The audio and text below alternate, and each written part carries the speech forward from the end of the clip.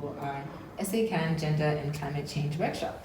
So just a brief introduction, my name is Mude Mafandiri and I am a Research and Policy Officer at the Climate Action Network South Africa.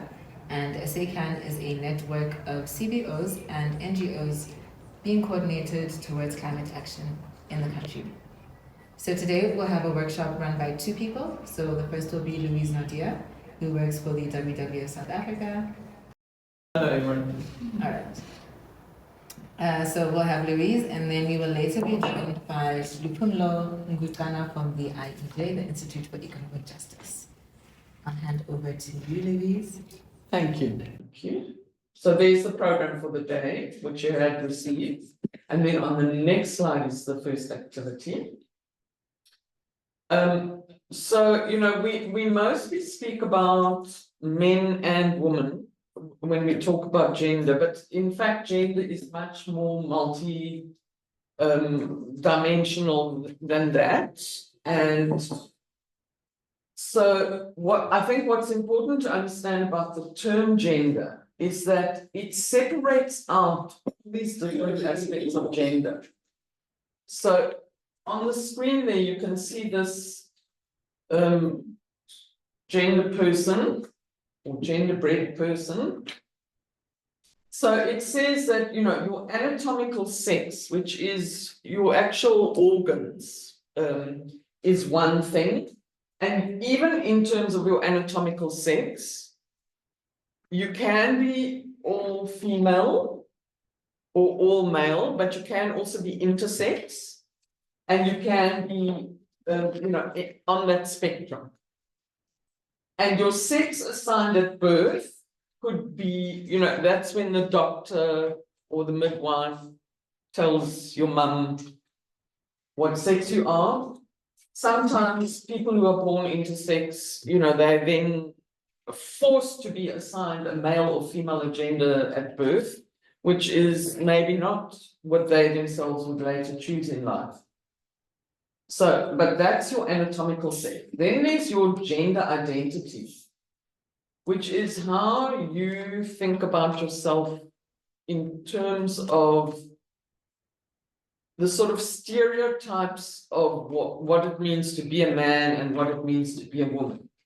So you could feel you have a lot of womanness and a lot of manness. I'm like that. Or you could feel, you know, you a little bit woman and mostly man in terms of how you see yourself. And that's your gender identity. Your gender expression is how you live in the world. You know, do you express yourself more feminine or more masculine? And a lot of people that I know express themselves as androgynous. In other words, they don't manifest as very girly or very boy-y. Yeah. And then there is your sexual and romantic attraction. And what I quite liked about this worksheet here is that it separates out romantic attraction and sexual attraction. Those could be the same, but they also could be different. So, you know, are you as a person attracted to women or to men, whether you're a woman or a man? So you can see that gender is a whole lot of different aspects. And Lupumlo, are you online?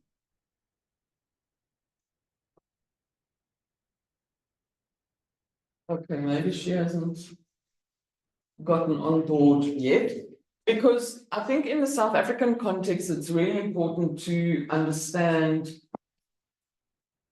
that there are other intersectionalities than these different gender dimensions, because we are born into an economy which is unequal. So there are differences of wealth and poverty.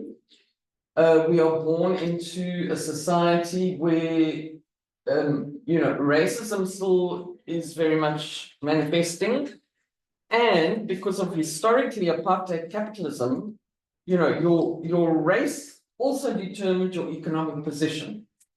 So when we think about gender, we have to think about all those different aspects as well. We can't just be on an agenda that ignores class and race.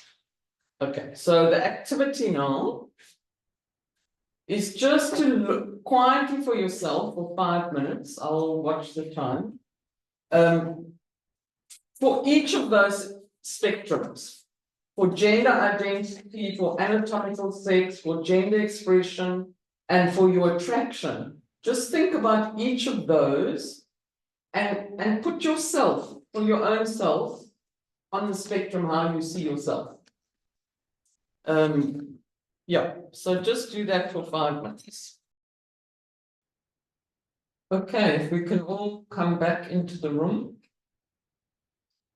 Now let's just go around the room and everybody introduce themselves so we all know who's yeah.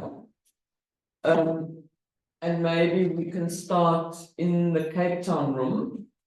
So just your name, organization, and then your pronouns, if you're willing to share. So nowadays people say their pronouns are she and her if they identify as quite female, with femaleness, and he and him if they identify quite strongly with maleness, and then they or them if they somewhere they feel they're more on a spectrum somewhere. So I'll start. I'm Louise Nordia. I'm with WWF South Africa, and my pronouns are they, them. So let's go around the room in Cape Town, please. If you're not comfortable, you leave that part out. I'll start. Can you guys hear us? Yes, perfectly. All right. Good afternoon, everyone. Tando is my name. Coordinator at SACAN. He, him would be my pronoun. He. Oh, he. He. Yeah. Not sure to go left. Okay. Hi everyone, my name is Senamile Majala, Sena for short. I am from the Women's Legal Center and it's her, she, her. Yes, thank you.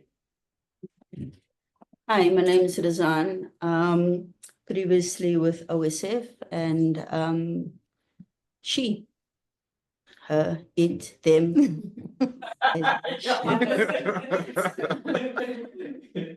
Yes, the misgendering's been real for a long time. I think. Hi, everyone. I'm Aniela Bachari. I'm an independent consultant specializing in communications and monitoring evaluation, and the whole just transition and climate is a real interest of mine, and I go by the pronouns of she, her. And there's one other person in Cape Town. Yeah. Greetings, everyone. My name is Mtembukazi Bavuma, Gazi for short. I come from Project 90 by 2030, and my pronouns are she, her, they. Okay, let's come to Johannesburg.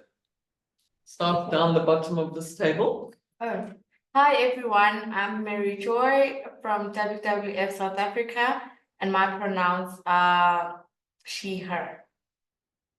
Hi everyone, I am Esihle from SACAN and my pronouns are she or her.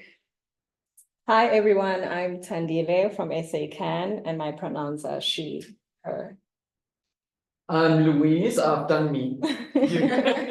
Lauren. Hi everyone, my name is Laura and I'm with SACAN. My pronouns are she, her. Hi everyone, my name is Medea. I'm with SACAN. My pronouns are she, her, and they. Thank you. Let's go online. And will you manage online? Sure. I think if you can please raise your hand so that we know who to unmute, or who would be interested in introducing themselves, or should we just pick on you? Just pick on them.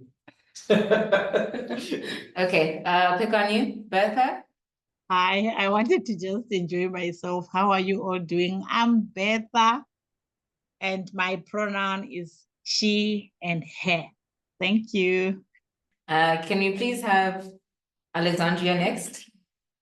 Hi, I'm Alexandria Roberts. I'm from the Economic Development Partnership, and my pronouns are she and her. Okay, can we please have Tafadzwa next? My name is Tafadzwa Choto. I'm a researcher at the University of Johannesburg Sociology Department, interested in social justice, gender issues, climate justice, workers' issues, among others. I identified myself as she. Yeah, thanks. Okay, and then next, can we have Noor?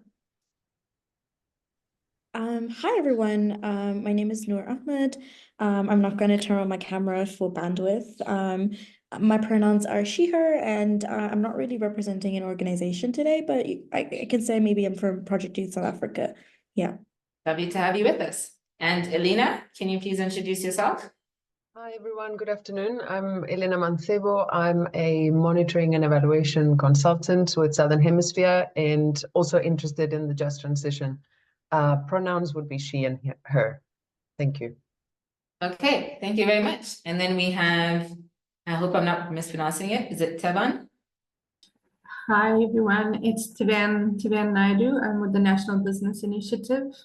I work on issues of gender equity and social inclusion in the just transition and climate finance acceleration. I go as she, her, but lately my kids have started calling me bruh. Nice to meet you. Lovely to meet you too. Ino, although we know you, please can you introduce yourself? Hi everyone, my name is Innocentia Mudau. I'm from WWF. I'm a project manager and my pronouns are she, her. Okay, and then we have someone who just joined, Yovo.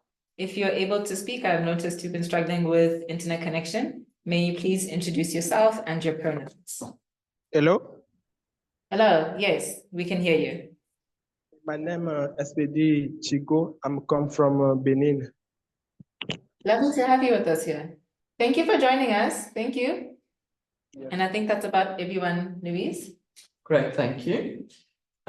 So we're going to now turn to consider the position of women in society globally, and then looking at South Africa specifically. So if you can share the slides again. This would be the next slide. So, just to say, thank you for showing that one. Just to say that, you know, all this gender terminology, the Commission for Gender Equality is trying to translate into all South African languages, and these are the 3 languages that are already available. So if you just go online and Google, you would find these in some of your own languages. Okay, next. These are some statistics about gender inequality globally, and I got them from a UN Women report, and there's much more, you know, about the position of women versus men on all sorts of aspects, but I just looked at these dimensions: education and employment, care work, and then intimate partner violence. And I'm not going to read out everything. You can read for yourselves what is of interest to you. But, you know, we can see in education globally, more young women are not in education, training, or employment than men. You know, we know that mostly it is men who take up science, technology, engineering, and mathematics, and so on. And then we know that gender-based violence is still an enormous problem worldwide, and even worse in South Africa. And there's some interesting statistics about the world of work, where typically women are paid less. partly because of the kinds of jobs women are in. Like very often we are in the administrative jobs or HR or care work like nursing, which is paid less than other jobs. Or it can be that even if women are in jobs where men are also well represented, you know, the women are paid less. There's not necessarily wage parity yet. And then this issue of care work is a very important concept in the whole gender arena, because care work is all the work that is done to maintain households, keep us all going at home, and all the work that is done in looking after other people. Like it could be, you know, looking after sick people, it can be looking after children, it can be, you know, all the cleaning, and that work is what makes the economy function. And that work is very unrecognized and often unpaid. So, you know, that's an arena where a lot of women who are involved in gender issues are, you know, focusing their attention. Okay, if you can click. And now taking those same aspects, but looking at it in South Africa, what is quite encouraging under education is that we actually reach gender parity in some aspects of education. So that last bullet under education, you know, is about the fact that both an equal number of males and females had a matric. So I think there's excellent progress there. But this thing about care work often stops girls from attending school, you know, as regularly or consistently as the boys. So it's still an issue there. I mean, if you just look at the gender-based violence statistics in South Africa, you know, it's horrendous. It is horrendous. Okay, in employment, you can see it's more jobs are occupied by men than women. And if you look at the categories, the graph at the bottom right, you know, the orange is females taking that job, and the green is males in that job. And you can see, you know, it's interesting to see that, like domestic workers, 97% of them are women. Whereas craft and trade occupations like plumbers and so on, 88% are men.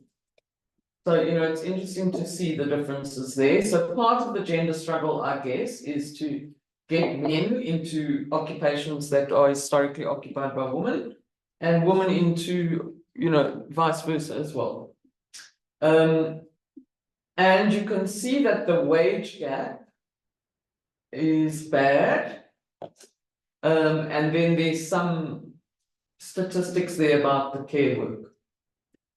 Okay, I think we can go to the next. Oh no, wait, don't go to the next yet. Okay. So, I mean, I want to just have a brainstorm now among everybody. So everybody just throw out an idea. You know, what do you think keeps women back in South Africa? Let's focus on our own context. And what do you think are the barriers to women's advancement in this country? So just anybody who's got an idea, just shout it out. I think society standards, first of all. Household work. Teenage pregnancy. Alex? Call it out, Alex. Sorry, I'm in an open space. So for me, it's traditional and societal expectations. Somebody else spoke, so go ahead, whoever that was. someone online. It was me, it's Alexandria. I was just saying I it's know. traditional. We heard you. Thanks, Oh, Alex. But then sorry. somebody else had started speaking, so I'm encouraging them to continue. And I understand now if you're in an open space, you'll have to use the chat. Any other ideas? Can I put Tando on the spot? Yeah. One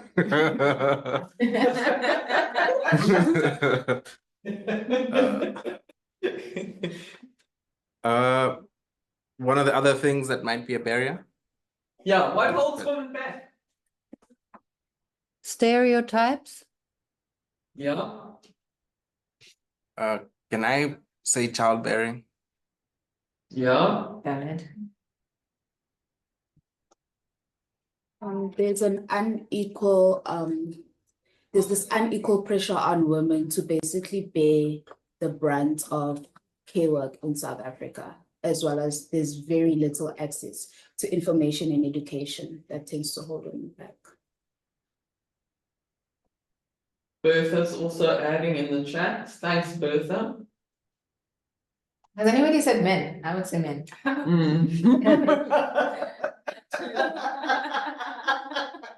The facilitator's not allowed to say something like that, but I'm glad somebody did. Yeah. No offense, Tando, don't worry, I'm not saying anything about you. No, we know not all men, we know that. And I mean, Tando also used an example, Yes. you know, we know he's a good parent himself, so. Yeah, somebody's calling out. What are you?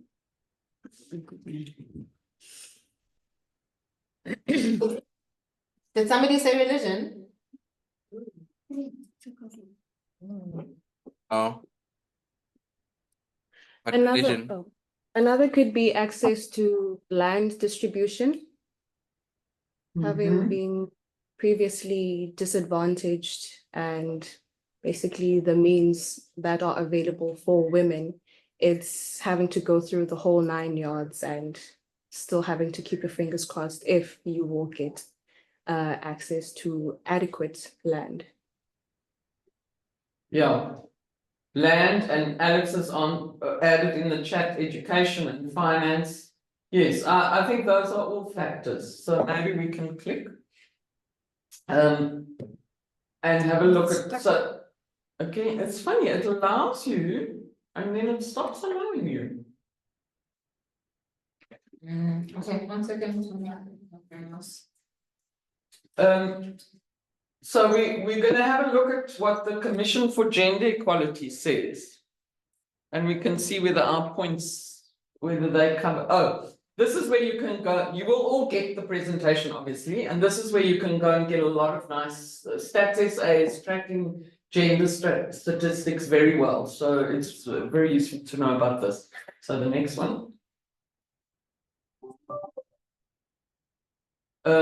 Yeah. So I'm going to leave you to read this for yourselves, but I think most of these things came. Oh, none of us said violence against women. Maybe because we're women and it's just so much part of our everyday lives that we even forget to mention it.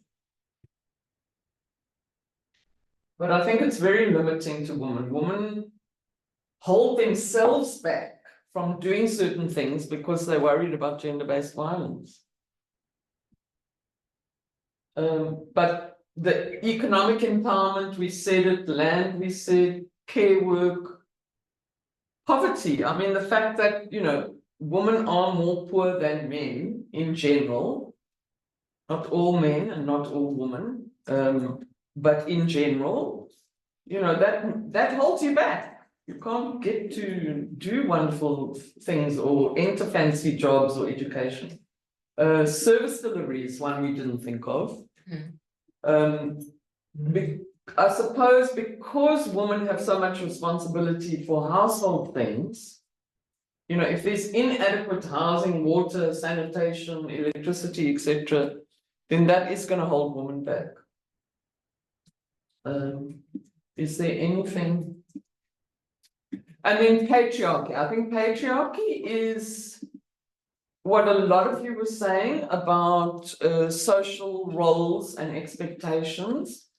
But I think it's a little bit more than just those expectations. It's actually male power in society and in the economy, and power over women. Yeah. And you know, I've been working on gender stuff, I don't know, since 1980 something. And I've thought long and hard, because any system of oppression, racial oppression, gender oppression, you know, there is somebody who's benefiting from that, otherwise it wouldn't exist. But in a sense, to be the oppressor also robs you of your full humanity. And I've read, you know, men are kind of robbed of being with children, which I think is like a wonderful experience and also humanizes and challenges you, you know, and men rob themselves of that. But I've really thought, how does patriarchy really hit men? And I think it's this extreme expectation that they must be the providers. I have seen so many men completely stressed out because in a household with two adults, you know, one probably being a woman and then himself, he feels he must provide. And I always think she doesn't quite carry that stress. And you know, it manifests in the most toxic manner. For example, when men then, you know, men who feel they can't provide for their families anymore, they shoot the children, they shoot the partner. Yeah, so I think that's where it really hits it for men, but yeah, it's not. So I think, you know, you all have these ideas already in your head. Thank you, Maria. Okay, so now we're going to move to an activity which connects gender and climate change. So we're sort of moving on from understanding gender and gender oppression and the position of women to now look at, you know, how does this intersect with climate change?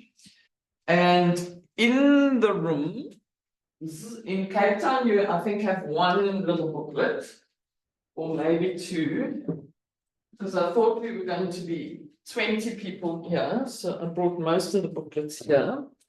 If you can sit in pairs, and just read any, and in Cape Town, you'll have to all sit together.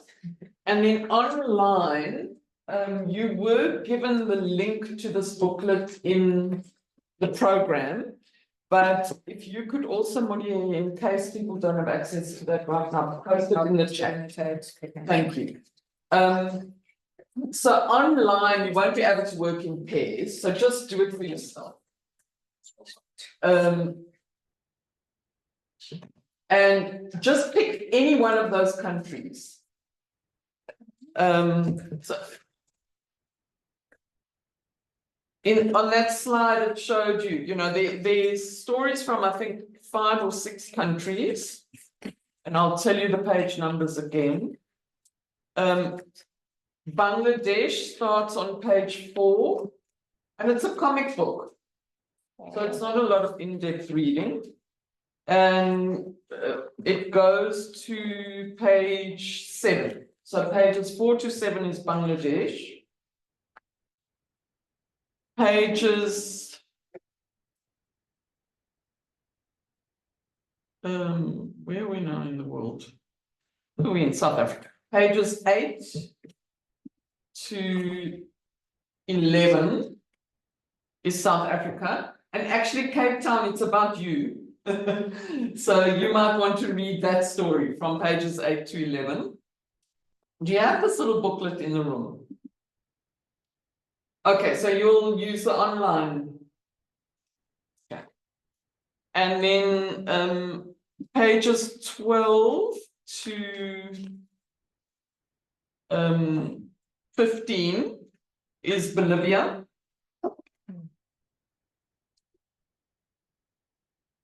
And then the last story is in Puerto Rico. It's 16 to 19. Oh no, there's another story as well. What's interesting about the Puerto Rico story, if I'm correct, is that actually the woman is, oh no, it's not that one.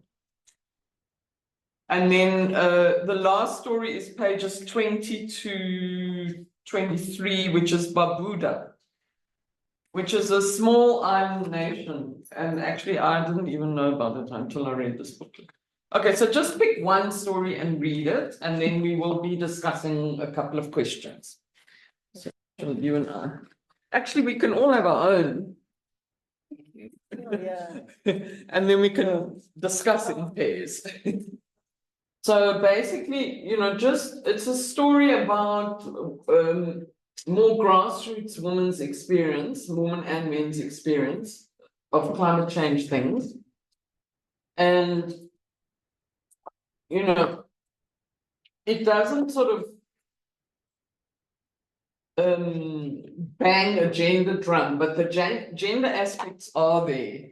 And so, you know, if you can just in groups. So Cape Town, you can be one group, we can be a group here in Joburg or pairs in Joburg. And if online, you can be your own group and talk to each other.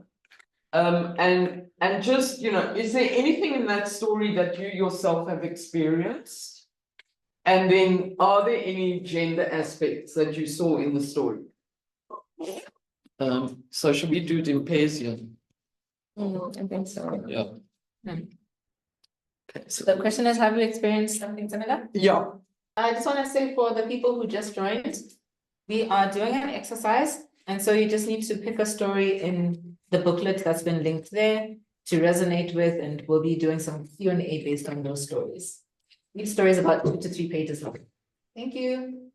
But okay, so let's just hear, maybe starting online, just any ideas that the story sparked for you around the gender aspects particularly, please, because that's what we had to grapple with.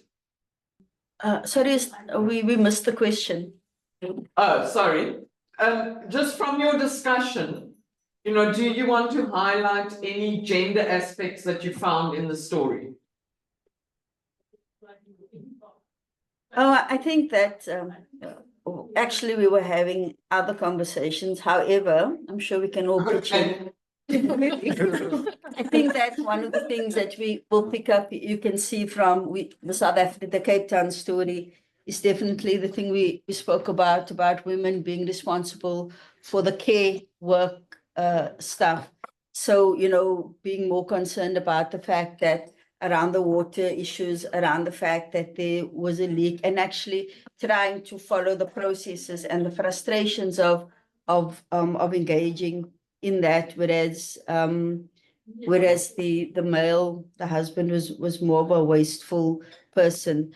But yeah, and not getting when going, for instance, to the council, I think it was like not being engaged as a full human. Really, it's just like it's your problem, go and sort it out, kind of thing, you know.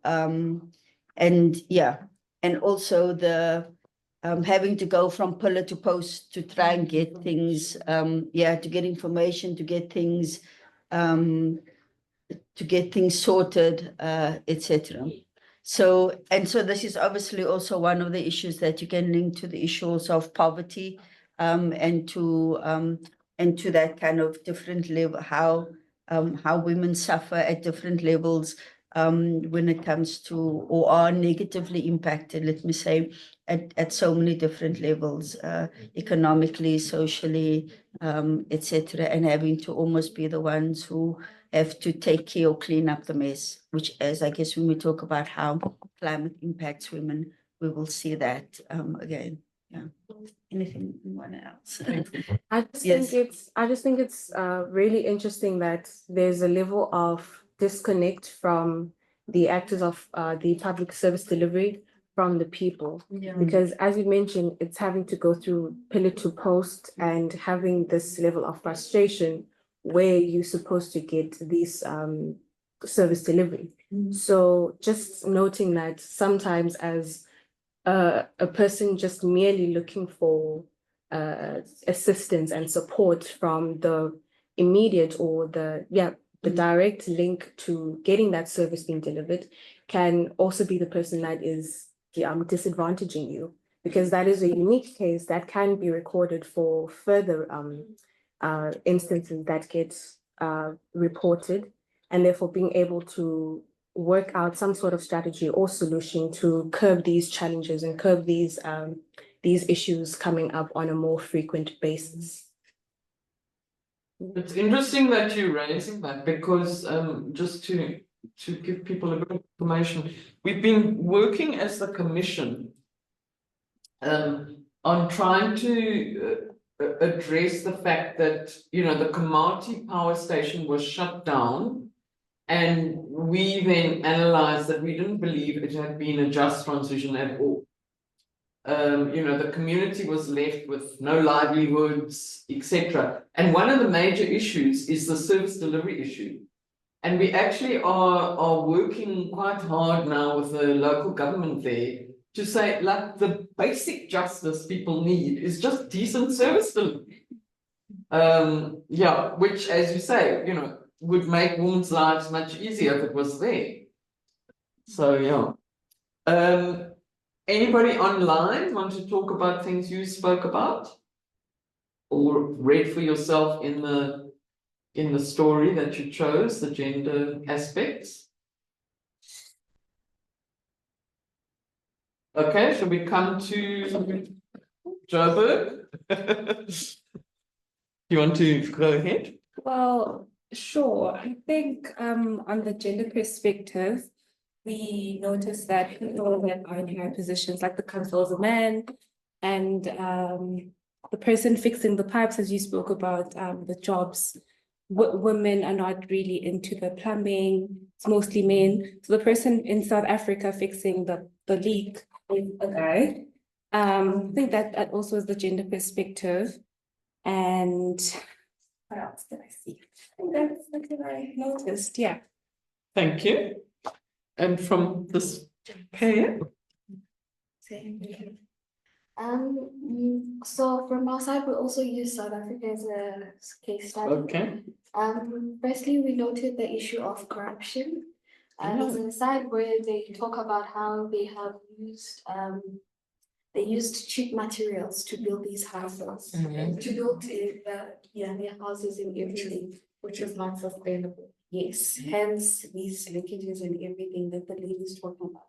And then we also noted the issue of affordability in terms of the increase in tariffs. So if already you're someone who comes from a township and also you're paying high tariffs for something that you don't even you're paying high tariffs for something that you don't even use that much as a result of these leakages. That's also a concern for affordability, which is a barrier to access to basic needs. And also it what's this?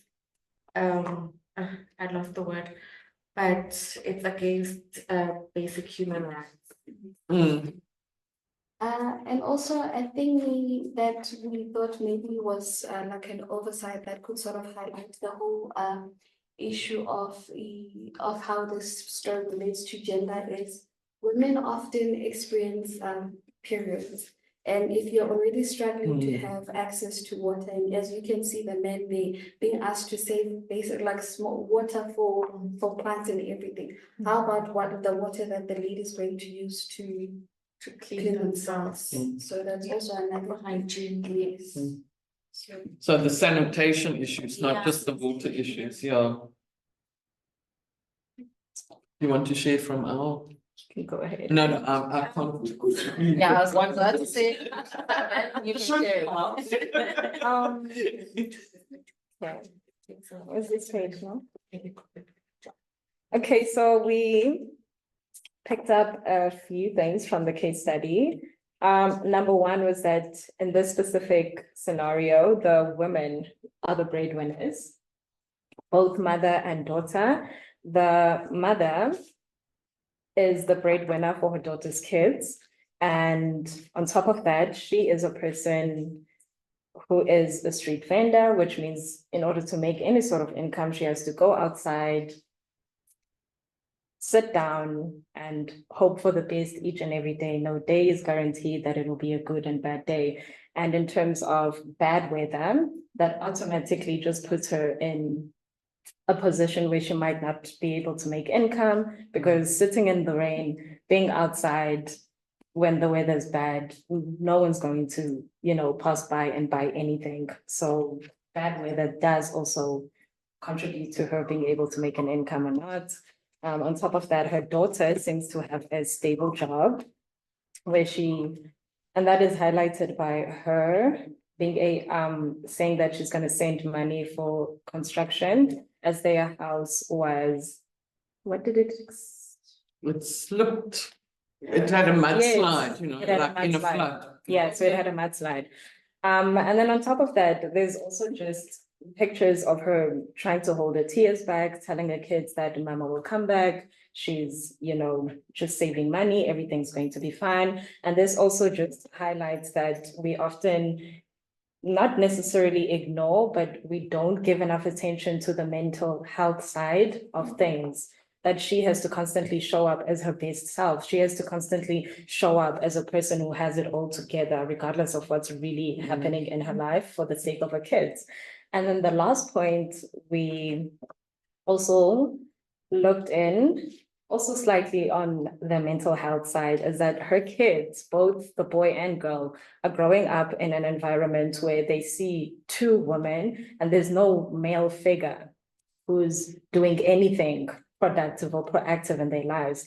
And because of this, especially the female, there's just things that I still feel that a man should be able to show and teach people. Each person has gender roles in any setting, but just constantly seeing two women who are, you can tell when your parents are overworked, tired, and that's all these kids get to see. And there's never a saving zone or saving person that comes in at the end of the day and says, no, mommy's sitting down, she's tired, let's go do this. It's always mom and grand just trying to hold the fork down. So yeah, I don't know if I have anything else. Really good analysis. Yeah. She was a lovely partner.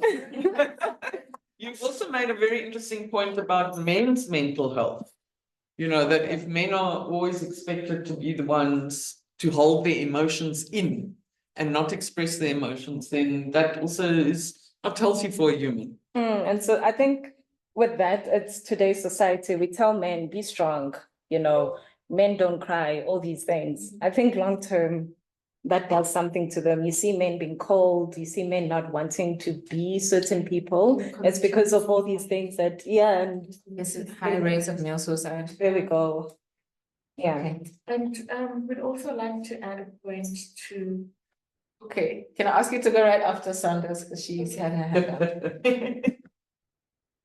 Sanders, Hello. the Hello, hi.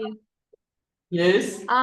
After reading the South African case study, I felt that one of the most important things was women backing each other up, because if it wasn't for her neighbor who kept on telling her and pushing her to go, and when she went, she found that the counselor didn't want to help her. Then she told her that she should go to the caucus and they will help her and they will talk about these issues.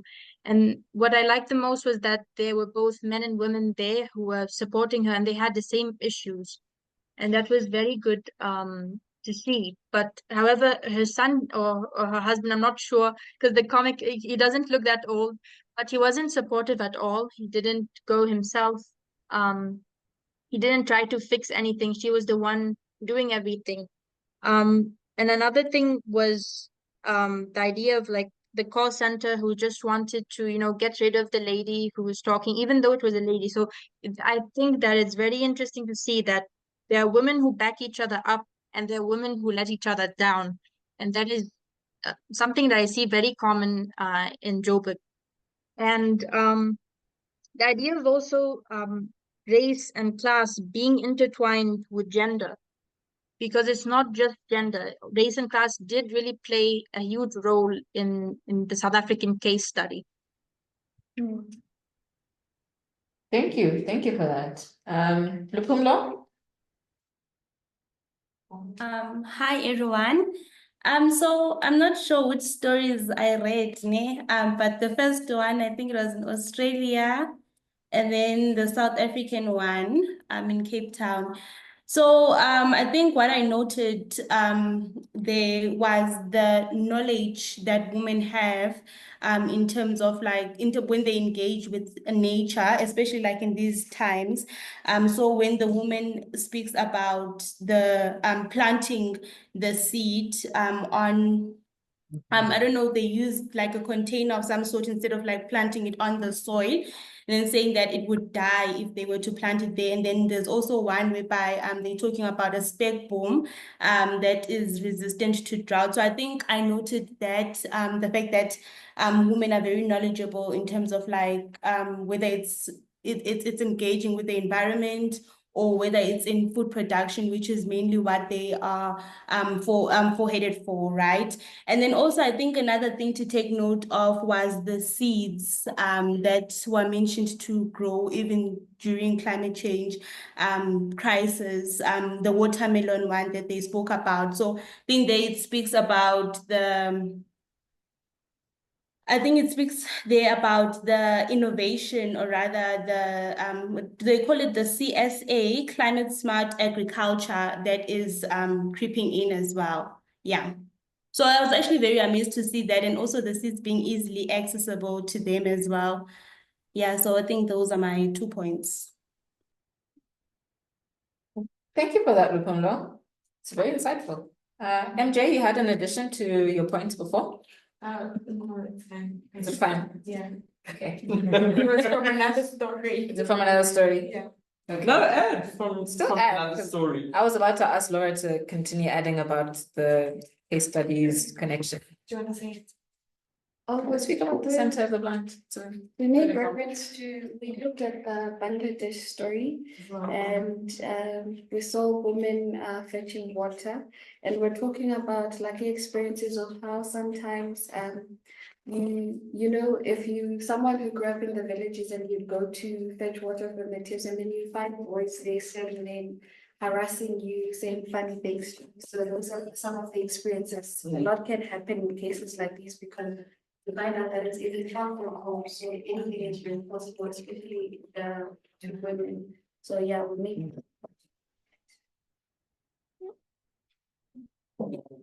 And I think some of the readings I've done, they were talking about this issue that, you know, so often it's still girls and women who are fetching water.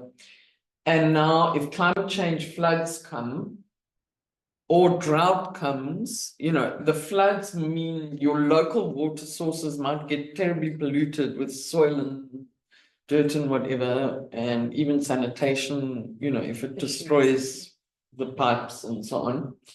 And so women will have to, and girls will have to walk even further, you know, or if it's a drought and, you know, the local source of water is drying up.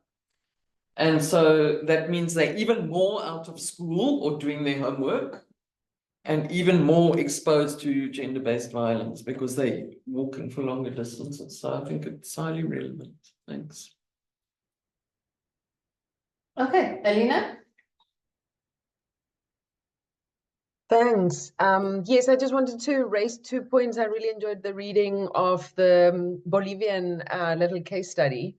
And I chose it because I happen to be Spanish. So the kind of diaspora and I come from Madrid, and I know that there are a lot of Latin American ladies, women in particular, sort of sending remittances to South America. So that dynamic, suddenly it was a bit of an eye-opener that the climate change kind of crisis is affecting, you know, people across continents, families sort of, you know, dispersed around the world and suffering from the dynamics that climate change brings. And then the other sort of element that was interesting for me as well was when the lady in Bolivia goes to possibly some administration and who happens, and engages with an officer who happens to be a man, in fact, the only one I think in the story, apart from the grandson. And because she doesn't have tenure, or she doesn't own the property, she seems to be, it's actually a neighbor possibly that has suffered some issue with landslide. And she kind of thinks about how this person has been dismissed and no help has been provided because she doesn't have land tenure and ownership of the home. And it just made me think how I've always thought about just transition issues around, employment and economic sort of issues. And suddenly this little story kind of brings the other sort of dimension around potentially ownership, land tenure, and how if the burden of climate change sort of affects women in particular, and we're wanting to adapt and build resilience, whether issues of tenure, for example, could play a role in adaptation. So it opened kind of a new dimension for me around just transition that I hadn't thought about before. Thank you. No, I think it's highly significant. Women are in a worse position economically because they don't have land tenure, because they don't have the incomes. All these factors mean that resilience is harder to build. People can't bounce back so easily.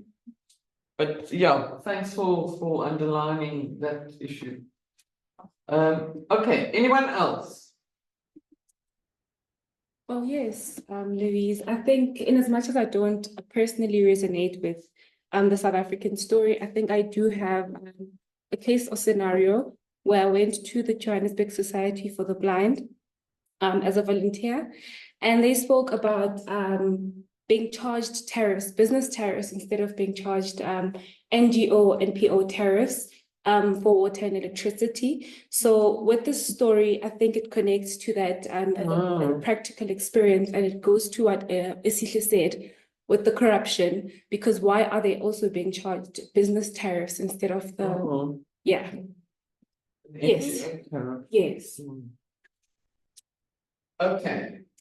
So I think let's move to the next activity. And I've been enjoying as the facilitator the fact that Cape Town is having its own workshop. But that's cool, people. I mean, if you're not, finding that you need to talk to each other about something else, and become gender activists, that's fine by this facilitator. Okay. All right. So so we've worked on like what is gender and understanding various aspects of gender, and then through this little comic book exercise, how does this connect with climate change? If any of your organizations are doing work on gender and climate change, can we just share that with each other so that we know what's going on in the world?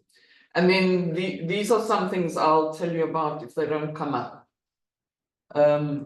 So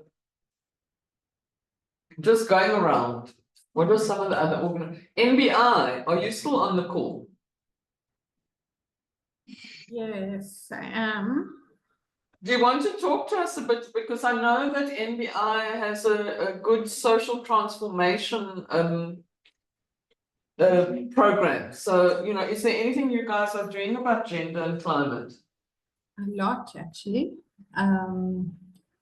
So there's for about 3 years running, we've been part of a partnership with the DESNES, which is the Department of Energy and Net Zero of the British government, and PwC Global, to accelerate climate finance and access for innovative just transition projects in South Africa. I lead on the gender equity and social inclusion part of that program. So we just closed out the last CFA cohort in July. We are also involved in a Ford Foundation funded Just Transition project, where we would be looking at designing, developing, and conducting empirical research in order to develop alternative and innovative financing criteria for just transition projects that are women-led and inclusive of marginalized communities.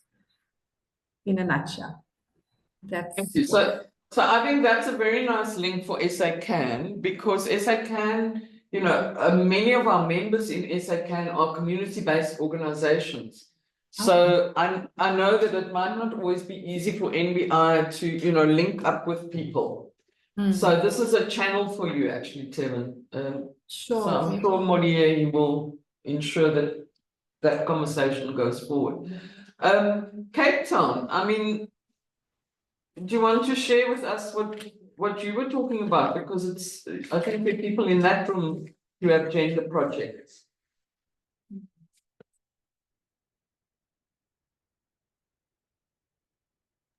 Has Cape Town dropped off? No, they're back.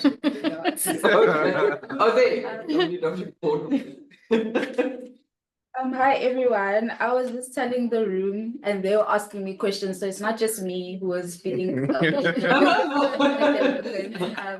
Yeah, as we were just discussing how, as the Women's Legal Center, we sort of have been looking at climate and have been doing climate work in the reverse, where we identified women were coming to us a lot more with issues, which included also the women on farms. And then in our networks, we noticed a lot that the issues that women were pointing out sort of fell under the purview of climate change and the climate issues that we're facing in society. And then we slowly realized that with South Africa's context, climate will soon become another form of discrimination, because we could see how it affected women of color in vulnerable communities. So I'll just talk on a few topics that we're trying to work on, but basically the first one is trying to litigate and trying to establish a sort of adjust when we're looking at evictions and land tenure security. We look at a sort of a just alternative accommodation, which is already in law, but now we want the courts to sort of obligate businesses and other organs to consider the climate risks and the climate issues that they face when they're moving people out of specific communities. And we're also focused a lot on the advocacy part of the work, specifically looking at the socioeconomic aspect to sort of ensure that the women who are almost always left behind when certain things happen, and who then also still carry the big burden, are included and are considered from the beginning of this new wave of political will and determination to sort of push the climate agenda. Yeah. Fascinating. Thank you. Anyone else whose organization has got any kind of program or initiative? So just wait for everyone.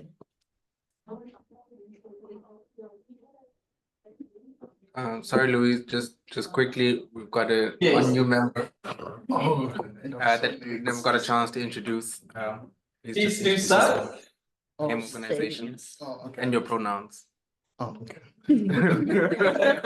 It's okay. So the guys are late. It was all due to unforeseen circumstances. So my name is Inganati Kewana, and I am from Utah, Science. I'm actually new there. So my pronouns are he, him, his. Thanks, Louise. Thank you. I'm glad you made it. So thanks for that. And I must tell you, actually, I have an irritation with this pronouns business.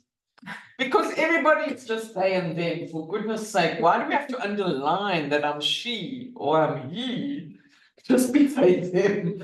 Actually, some people really feel very masculine, so they have to. But that's their problem. Okay. All right. Lupumla has her hand up. Yes, please go ahead, Lupumla. Because I was wondering if you were not going to talk about Discipline your foot.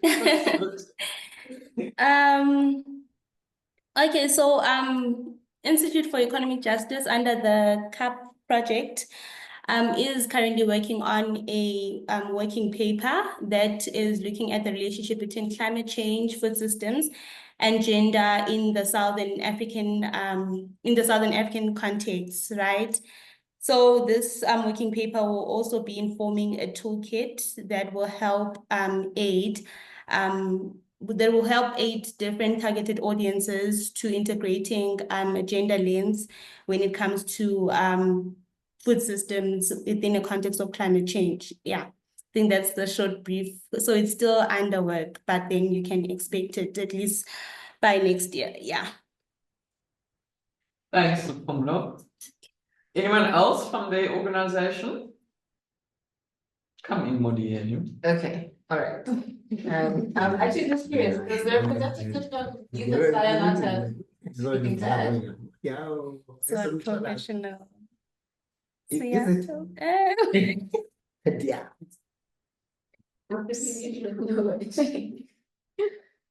Okay, Inganati, just checking. You don't have anything to add from Youth at SACAN's gender work? There's nothing recently published? At the moment, nothing from the side. Oh, okay. Can I add for Youth at SACAN? They actually published, right? So previously there was the SACAN, right, which is the South African Youth Climate Action Plan. And then a few weeks ago, they launched the South African Youth Gender Action Plan. Oh, fantastic. Yes, and it's a really great resource to consult with. I think it's very interesting to move into, you know, the finer details of, you know, the different nexuses of gender and climate action. And I'm sure that they're going to continue building on that. Inganati, you should know this. Yeah, but I'm sure you guys will see more of their interactions or workshops on the Gender Action Plan. And Esihle wanted to mention something about Oxfam. I don't know if you want to say it now, or I can speak about the Samuel Hall project. I don't want to be the facilitator who's talking a lot, but yeah. How can one become? Okay, we'll pop a link in the chat. Because it's not finalized yet, but there was a project that Tando and the Oxfam colleagues were working on that looks into water-related projects and how it affects women. So that was one project that they were, that I'm aware of. But he can expand on that because he's there. Yeah, I'm not sure. Tando, do you want to add more on that? Or you feel captured? No, I'm captured during chewing. Okay, So no, alright. so it was something that we started to look at, but that one never really gathered momentum. But the idea behind it was that similarly to how we've got different types of toolkits, we wanted to look at a gendered perspective on water and water accessibility within the country. And so the research would have looked at how does water as a service, as a resource impact on women particularly, and then the toolkit would have spoken to how then activists, I guess, and civil society more broadly would be able to advocate for mainstreaming being the one thing, and then also just to have better representativity within the local municipalities and so on. But it was a beautiful concept that just never really gathered traction for several reasons. But yeah, unfortunately, it's just an idea, a lovely idea at this point. Yeah, it would be great if we could make it happen, Yeah. Phil, because at the time, I mean, we were told that there aren't really significant water issues, and this was January. Obviously now Gauteng has a different context of water, so maybe we'll find more willing partners. But I do want to say that SACAN has been doing some work with the Samuel Hall Research Institute, and they're based in Ethiopia, but they have several offices across the world, and they've been working with the UNDP to figure out how UNDP can assist in breaking down the barriers of development that are caused by climate change and climate mobility, specifically affecting African women on the continent. So there's some case studies from South Africa, Zimbabwe, Sudan, really just across the continent. And all of this work will be launched at COP29, but it's very interesting when you see really what are the impacts of climate mobility on women and how is it holding women back, and even the possibilities of the just transition if it's not implemented in the way that it should be. which is, with all of the pillars of justice, even how the just transition could hold women back further. Right? So moving us forward in terms of SDG 13, and then we're moving back in the gender aspect. Yeah, that's some exciting work, and you guys will receive a link when that's out. Okay, anyone else want to talk about any gender initiative they're busy with in their organization? All right, so then maybe I can just, yes, Elena? Yeah, maybe briefly, I just wanted to share that we in southern hemisphere our interest in this space is from a program planning, monitoring, and evaluation perspective. So something that we've kind of experienced is clients of ours, which are often non-profit organizations, foundations, being asked by their donors to incorporate sustainability issues into their, into the way they do work, and often actually at the last stage in their programming, so at the evaluation stage, and they don't really know how to go about it, which questions, and especially when these kind of considerations haven't come up for them at program design stage, it's now difficult to sort of think about, what is your impact on the climate change dynamic, or how are you impacted? Anyway, for us, it's just come up as something that appears like a new mainstreaming consideration that should become a cross-cutting consideration for all development organizations. So we are trying to get our heads around how to explore this new dimension with all organizations, development organizations that don't necessarily have an environmental focus. So we piloted a bit of a one-day little course, part of our MEL boot camp this year, looking at, what are the intersections. And now for the SAMEA conference, the South African Monitoring and Evaluation Conference that is taking place in October, we are also exploring sort of with the room and participants, what are the intersections, and now adding gender. So gender and climate change, and what does that look like for planning and evaluation? So very kind of broad and exploratory work. But so this kind of workshop is really great. Thank you for the opportunity and all the contacts and documents that you're sharing. Thanks, Elena. That's exciting to me. I mean, I think climate is just the world as it is now, you can't leave it out. Okay, so I want to just tell you about some things that I'm aware of, that in case, you didn't know about them and might want to link up with them. So I'm aware of these 3 documents which try to define a just transition agenda for South Africa. The first is the Just Transition Open Agenda, which is the organizations that Earthlife, Groundwork, and the Center for Environmental Rights work with. And they've got, sort of 10 demands in that open agenda, or 10 areas that they work on.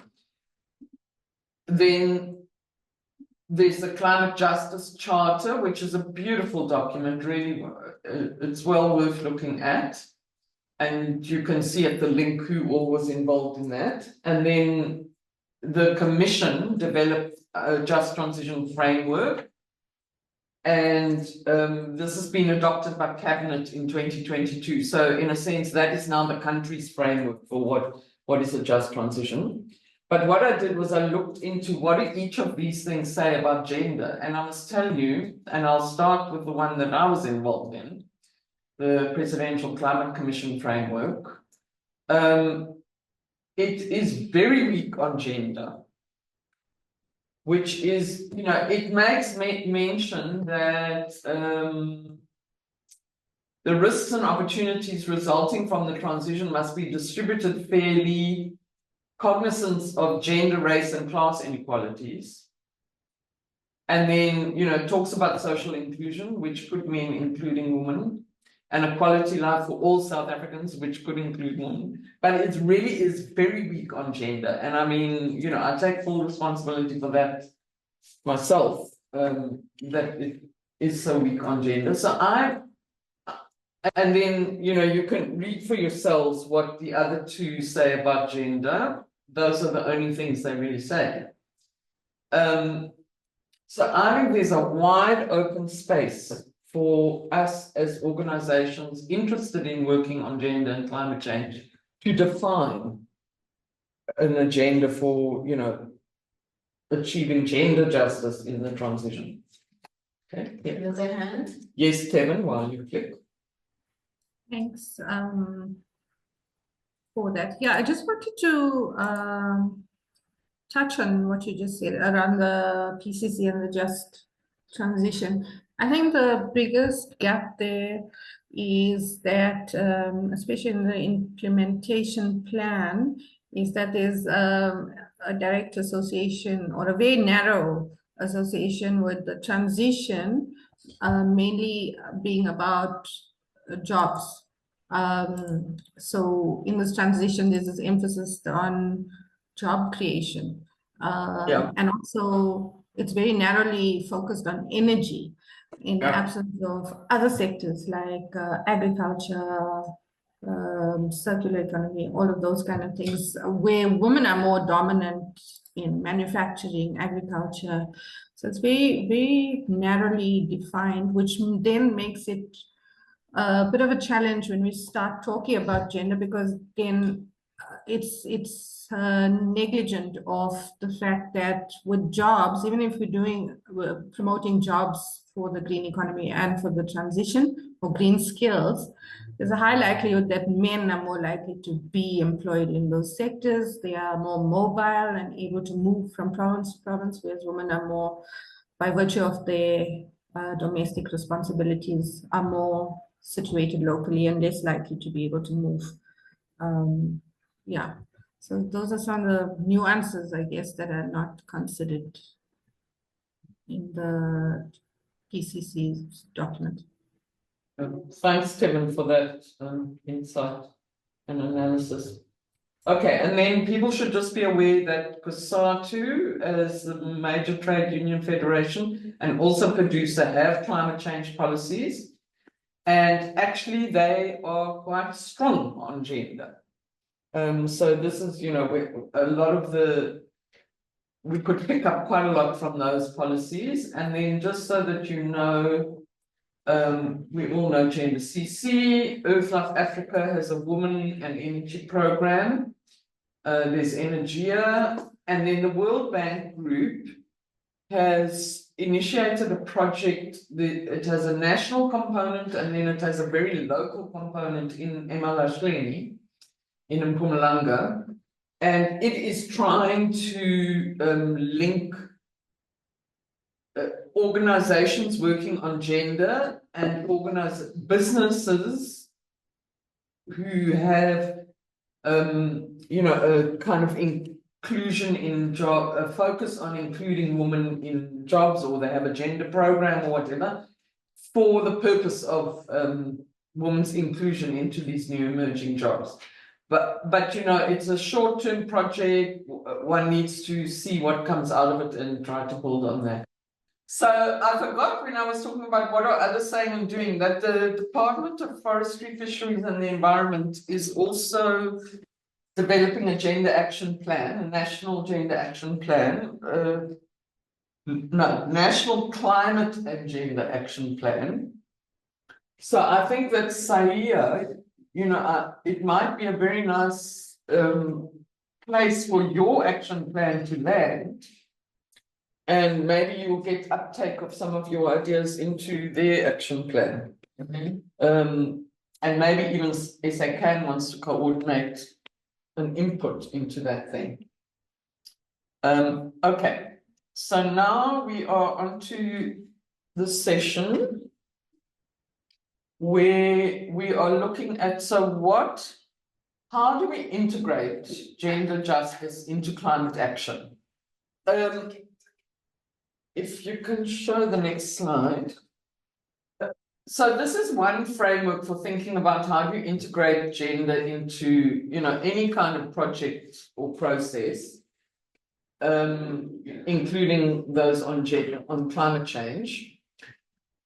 And at the far right is the idea of somehow, designing your project or the process to be gender transformative and actually address the deep roots, you know, that we've been speaking about, those of unequal gender roles and patriarchy and so on.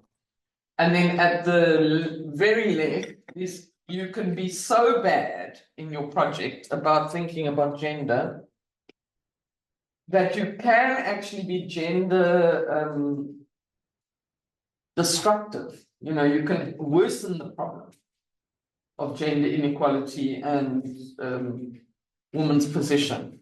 So, you know, every initiative we undertake should be at least gender sensitive, if not along the spectrum towards gender transformative. But it's sometimes not easy to know how to do that and what that means. And perhaps someone like Elena, you know, there are people who do this for a living. They help you design gender sensitive to gender transformative initiatives. But I also thought we can look at some projects which have been considered to be gender just. So there's a group of women, and they are affiliated to the gender constituency at the UNFCCC in some other way.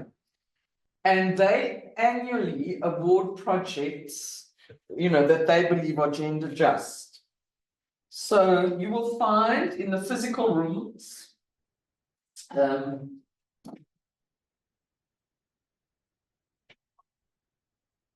these posters that look like this. Like this. Where's the camera? Yes. Okay. So Cape Town, you've got some, we've got some here in Joburg, and for those online, you can go and look online at the link that Maria will post in the chat. And just pick anyone you're interested in. You're not expected to read every single story, just pick one. And then we are discussing what inspires you about the project. How do you think it helps with climate change or the transition to a low carbon economy? In what ways do you consider it to be gender just? And what other justice issues does it address? So if you click further down, those questions are on a slide. So pick anyone, you can read it as a group or for yourself, and then in your group, you know, present your project to the group and speak about those questions. And again, we'll do online as a group, Joburg as a group, Cape Town as a group. Okay, everyone, I think, you know, stop reading. It doesn't matter if you haven't read everything on your poster that you chose. But can we move to discussing in groups now? So Cape Town is one group, Joburg is one group, and online is one group. And you are discussing on these questions. So just explain what you read, you know, just what is the project you read about? And then, you know, what inspired you? How does it help with climate change? What ways do you think it's gender just? And what other justice issues does it address? Okay, thanks.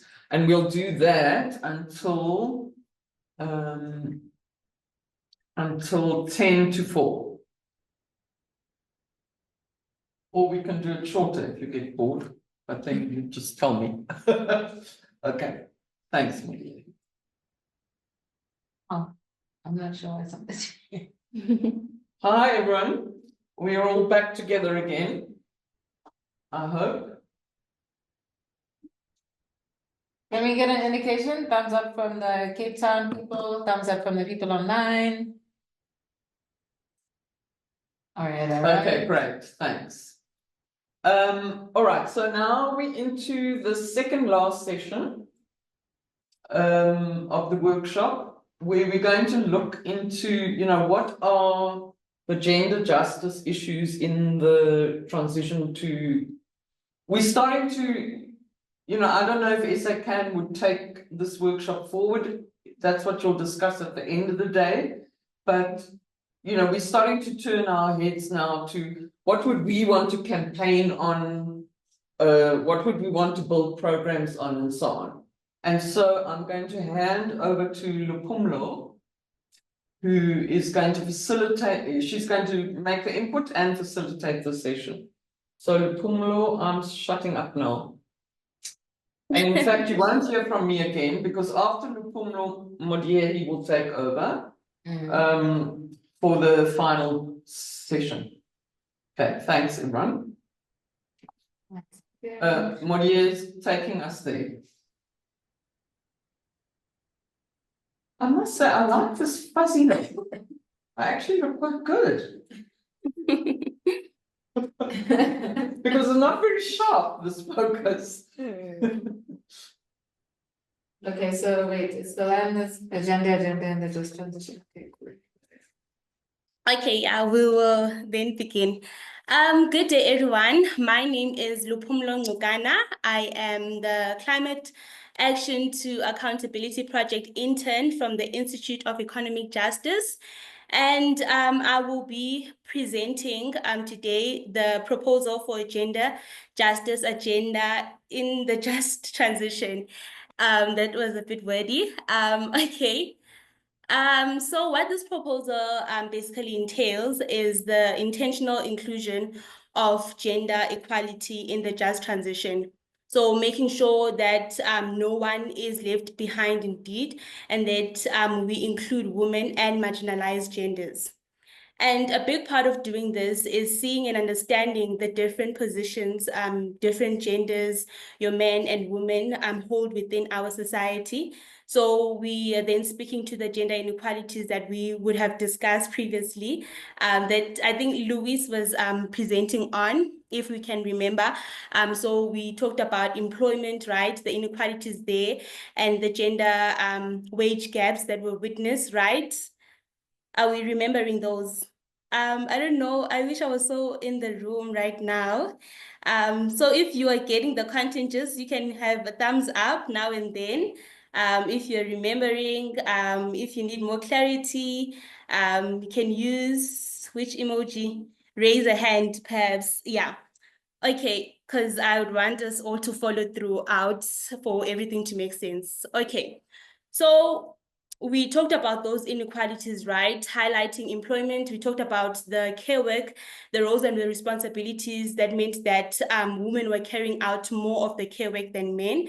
And then we also looked at what was holding women back, touching on the lack of resources, whether it be in finance and then also resources in terms of human capital, women being less educated than men. And then the reason why it's important to raise these gender inequalities, like for this talk specifically in relation to climate change, is that gender inequalities, among many other factors such as your class, race, age, and location, can determine the vulnerability of a person. Right.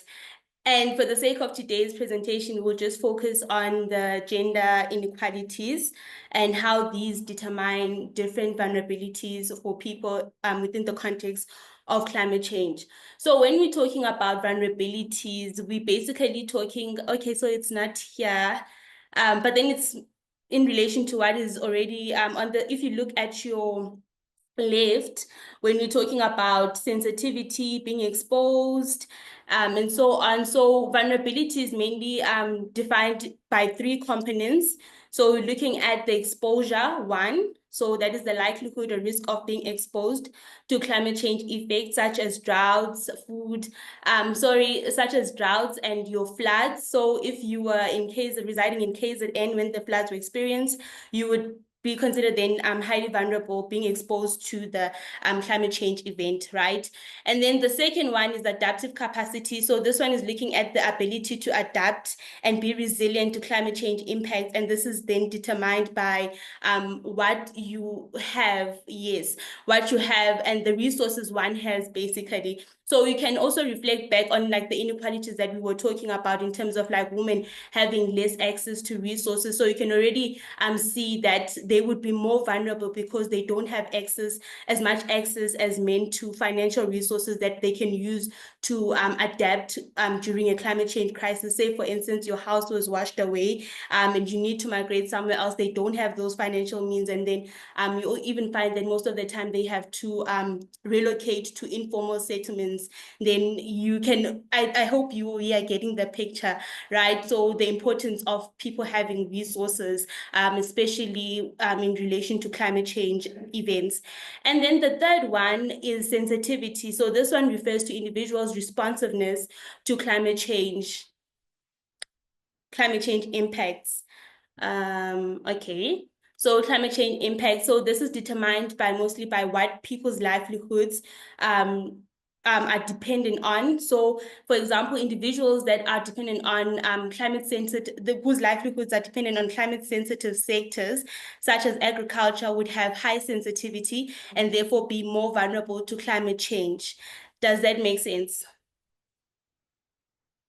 Okay.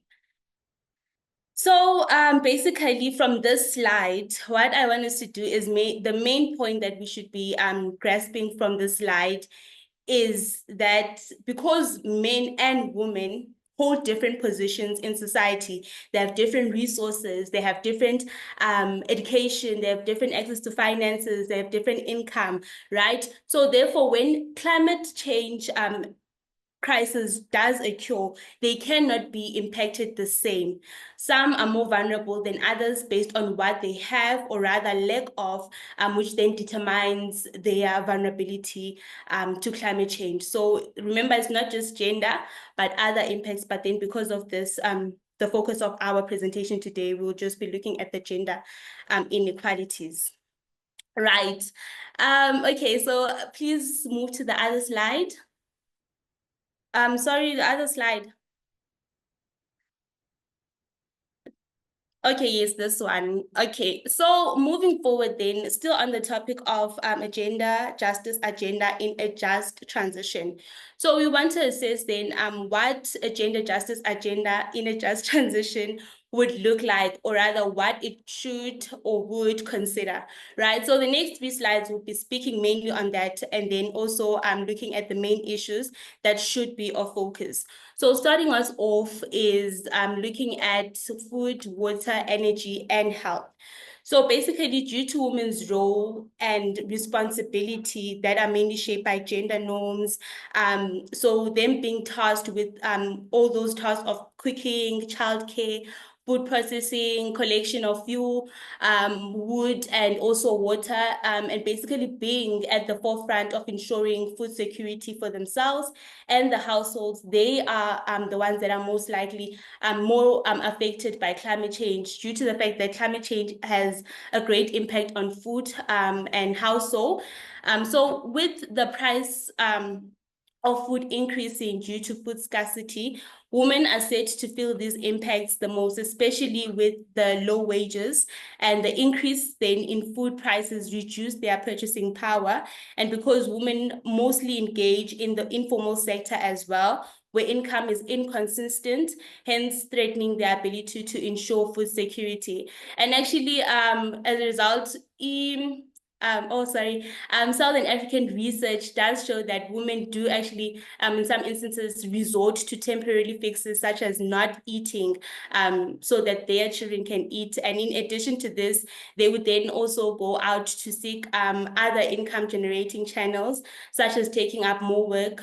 This all has a negative impact then on their health, as their bodies become more strained by the work they have to do at home, and also like having to like work further in order to survive.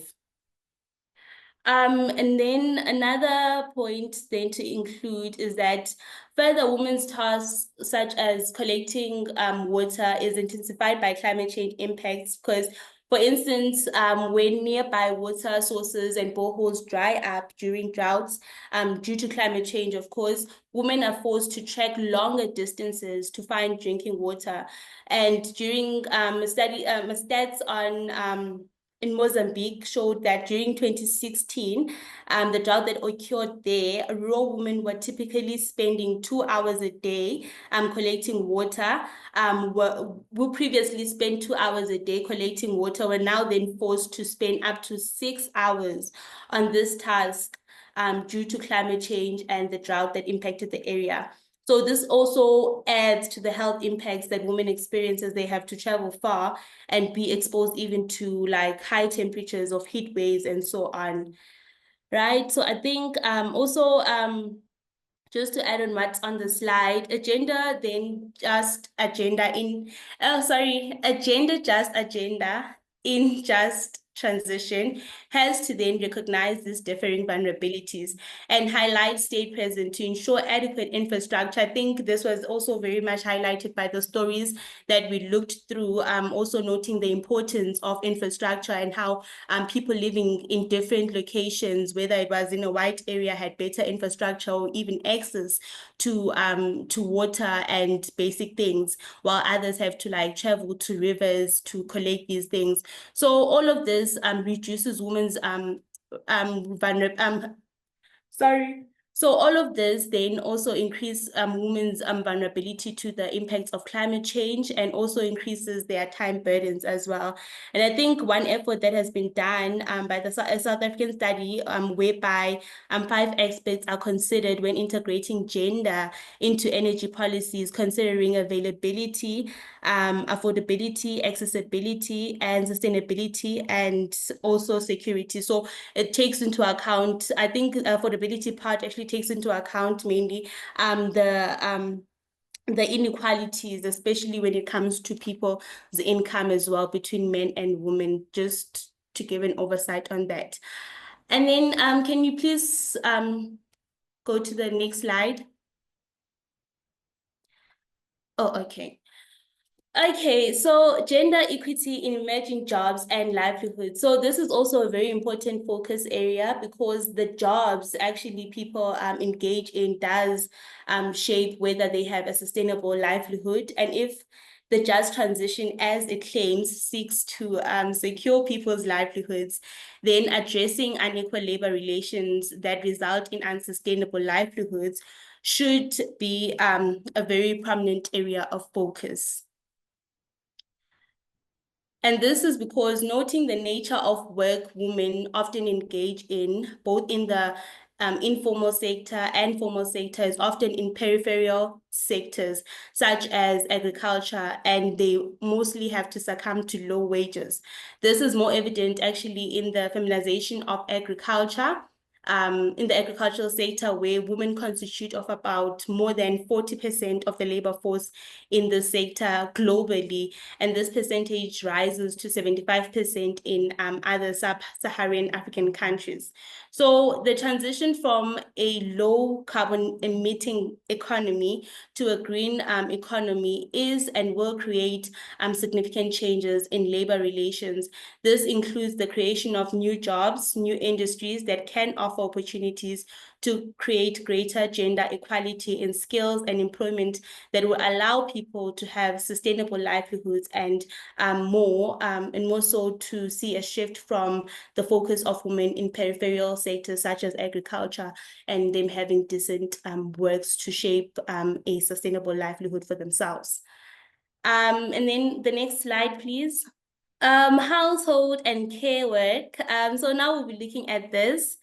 So more so there is something called the crisis of care. So this is a term that's mostly used by feminist scholars to describe the growing difficulty for individuals to lead meaningful lives with emotional well-being, physical health, and fulfilling social relationships while engaging in labor to subsidize survival. So it's a matter of weighing health and the need to survive, not only for yourself as well, for your family, right?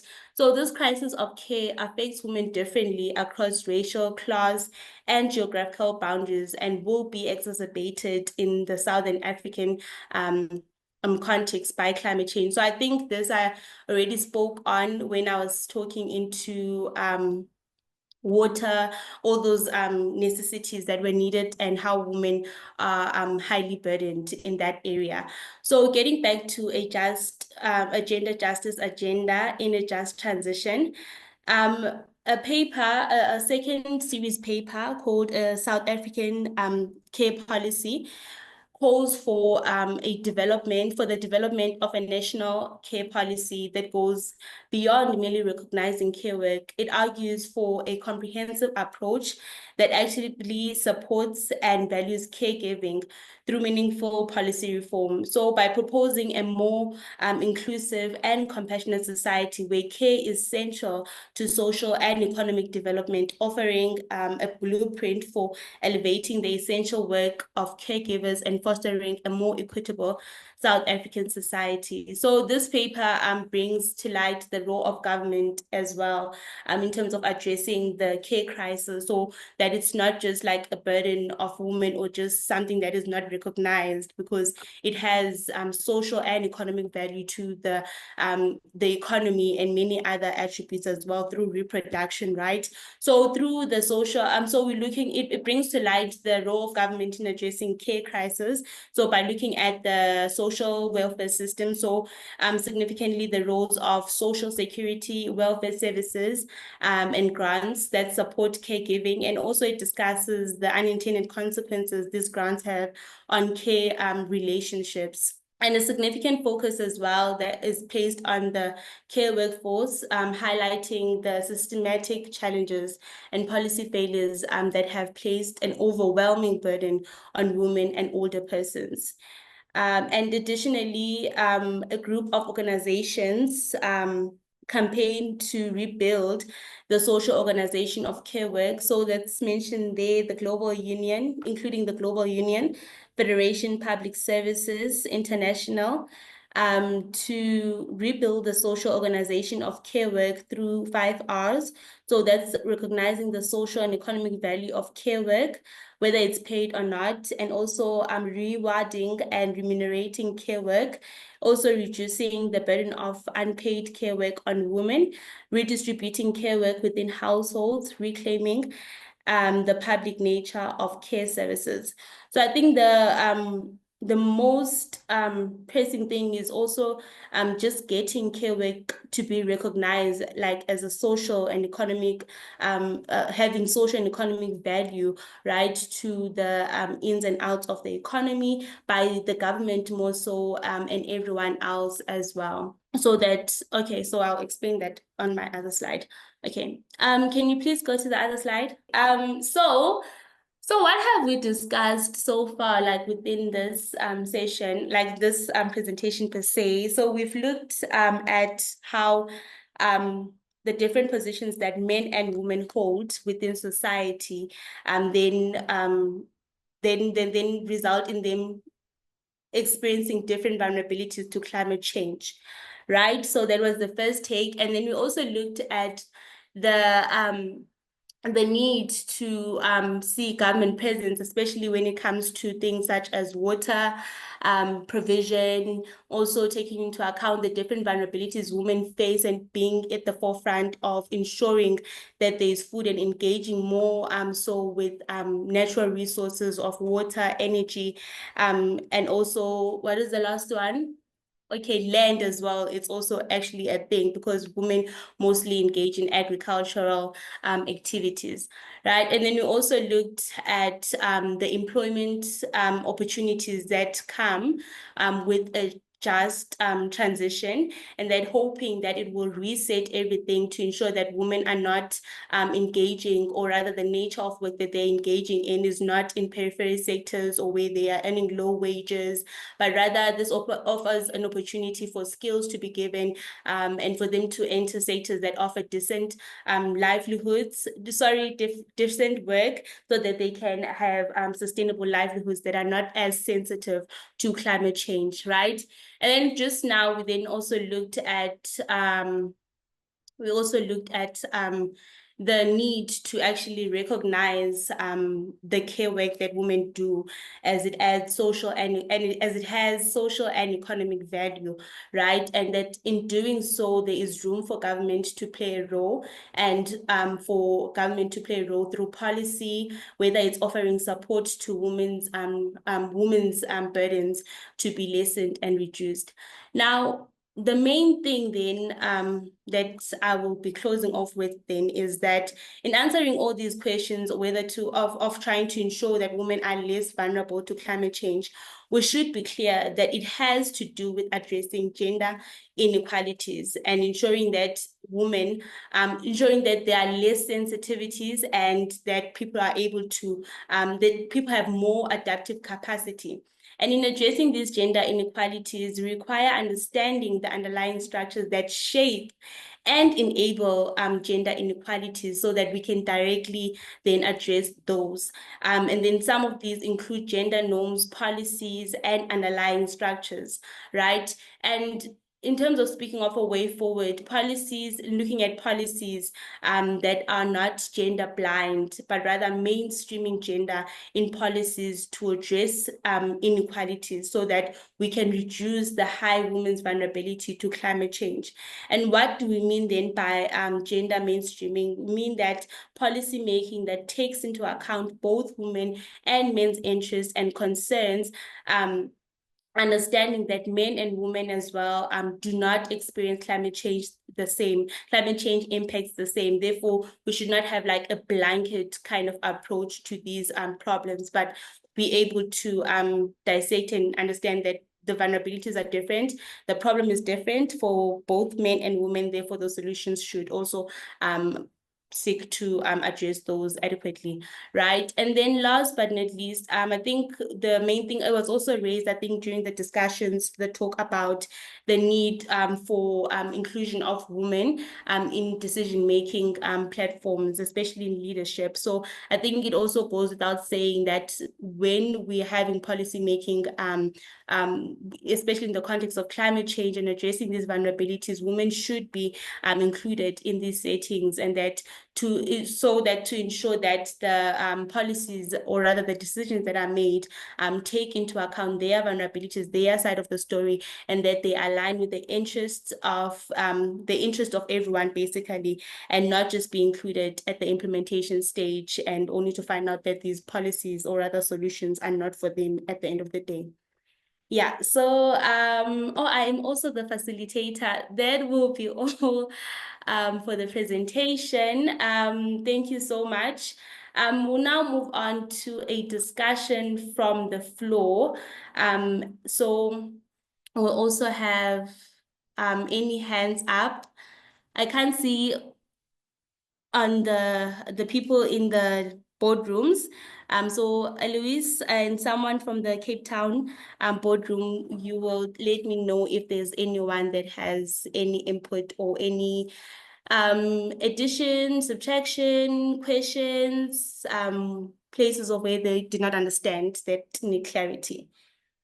I don't think, are there any questions? No, I think there was just a question of, would we be able to get access to some of the materials?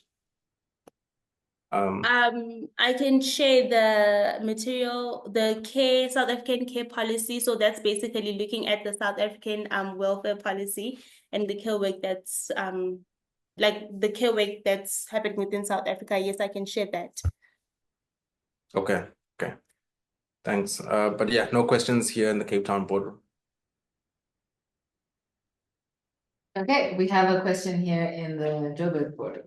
No, thank you, Odia. It's not a question. It's just to say we will share all the presentations, and Mpumulo will share the version with your amended slides. So really apologies for that. Okay, no problem. Okay, over to you, facilitator Lukuto. Oh, okay. Now that the admin is done. Okay, so I think since there are no questions, if we could have like that breakout rooms, and also people discussing within their rooms, the WWF and the Joburg boardrooms.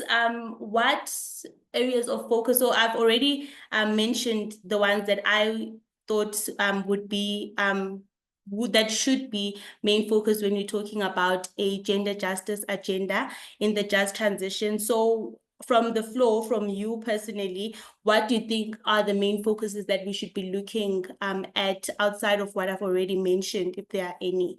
And what would you propose then for us to advocate or campaign for, as was previously mentioned? Okay.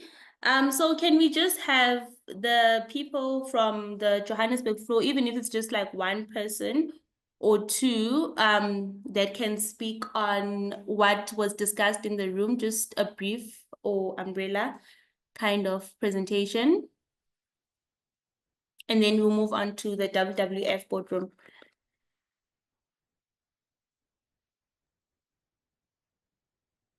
Okay, can I ask that everybody keep it super short, so like 1 minute max, because we are running over time and want to make sure everyone can catch public transport back home. To summarize what we discussed, we talked about women in STEM as a priority for gender justice in the just transition. So making sure that women are not left behind in terms of the green jobs that will be created for the just transition.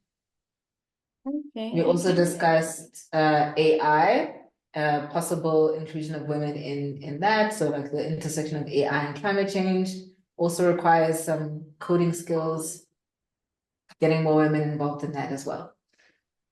Interesting. Okay, the WWF boardroom. Okay. Where do I start? We were just having a conversation or a discussion really in terms of looking at how a gendered lens through a just transition, the narrative or the languaging of it, how does it affect other groups that derive from what is being coined as looking at things through a gendered lens. There's groups that are, there's disabled groups, there's people that come from Indigenous and BIPOC groups, there's women and the LGBTQIA plus community. But all these groups are coined under one umbrella, which is the gender agenda, whereas there's unique issues that need to be addressed specifically for that group that can't be coined or can't be necessarily addressed in a wider and broader setting, because it will be saturated and diluted by the rest of these groups. And also just trying to find the balance of some help with what the point that you made of having more accessible platforms for these different groups and being able to address these issues that come up in these groups, so that it's not just having a feminist or a gender group where everything can just be a one size fits all, where everything gets addressed, but having and creating more spaces where people can voice out authentically and organically without dissent the issues that are being that they are experiencing in their lives, and then being able to find the necessary tools and mechanisms to address those issues. And just to add a bit, and I think it also goes back to being able to diversify the agenda in itself. Sorry, to diversify the agenda itself in terms of being able to create a discussion where people with people from these groups are able to speak on these specific issues and groups. I'll stop there. Thank you very much. Okay, so for the sake of time, I think like from our room, I think there was more questions than a discussion. So I think the one question that I will leave everyone with that we were talking about is whether the work that we have done within the climate, how far we've gone we've come, sorry. So how far we've come, like within the climate change space.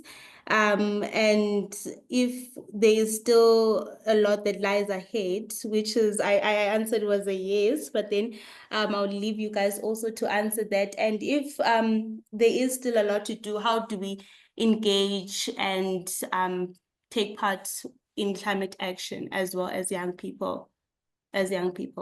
Yeah. I will now hand over to Mo as the facilitator to close us off. Thank you so much, everyone. Those are some very interesting points that everyone has raised and leads us very nicely into this last part, right? So aside from closing, we need to have a brief discussion about how do we move forward? So is there interest in creating an agenda, a gender agenda for the just transition in SACAN and through its network? Can we start there? Is this something that we feel is needed and important? So this would involve like follow-up activities. If I could just add, I think obviously to say yes, but at the same time to encourage SACAN to also and look at the other initiatives that are already happening around the same thing, because I think this is one of the big challenges we get in South Africa, or maybe across civil society, is that everybody's doing its own thing around these things.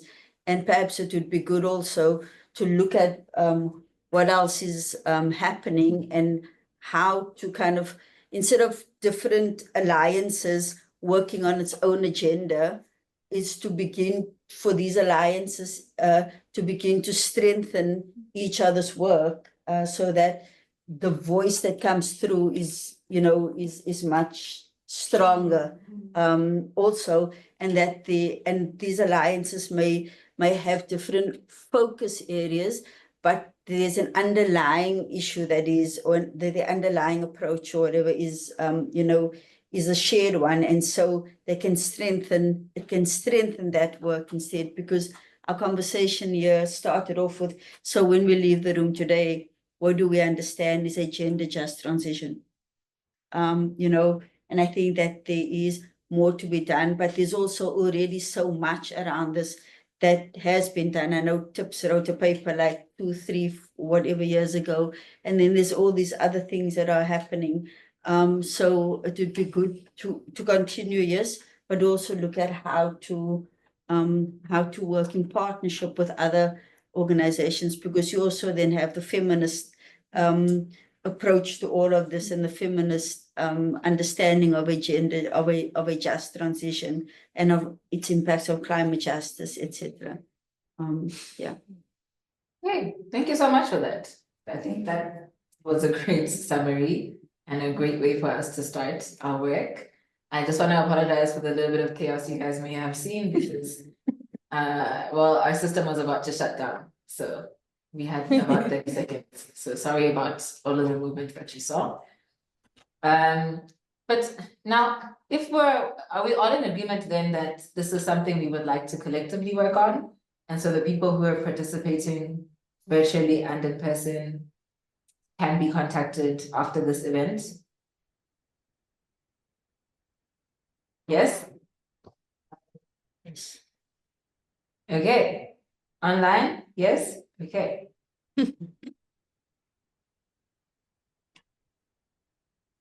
Okay, all right. I think what we will then need to do is to maybe meet as a project team and with the facilitators as well, presenters as well, just to see how exactly we would take this campaign forward. Because I know that this is something that Louise is greatly interested in, and that the Institute for Economic Justice also has a lot of expertise in. With that, before we completely lose you and the system, I'd be happy to close off the meeting unless there are any other items. Any other items anybody wants to raise? Questions, queries?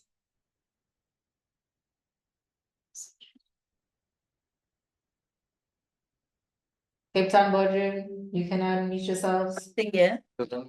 I firstly thank you for the opportunity to gather us and spark very interesting conversations.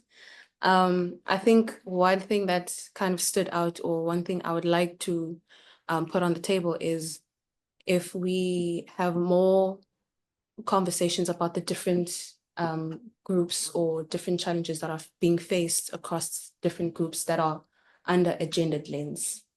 That's something that I would look forward to. Okay, so we'll take a note of that. And I think that's something that we'll take into consideration as an agenda point for our next, whatever our follow-up activities are. Any other points? No other points? Okay. Then Lupumlo, because you're the only presenter who's still here, I'd just like to thank you so much for your inputs and your facilitation. With that, it is goodbye from our side, and we'll see you online. Please check your emails and respond when we contact you. Thank you so much. Thank you. Thank you. Thanks, guys. Thank you. Bye. Bye. Bye. Goodbye.